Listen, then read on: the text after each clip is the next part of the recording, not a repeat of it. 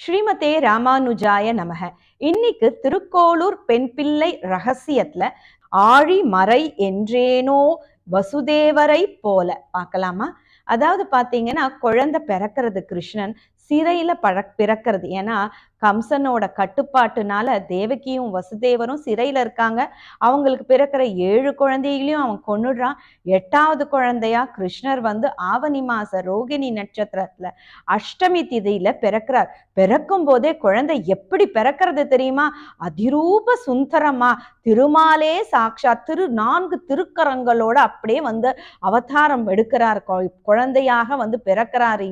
இந்த குழந்தை இப்படி 4 திருக்கரங்களோடையும் பீதாம்பர ஆடைகளோடும், அது மட்டும் கழுத்துல வனமாலையோடும் இப்படி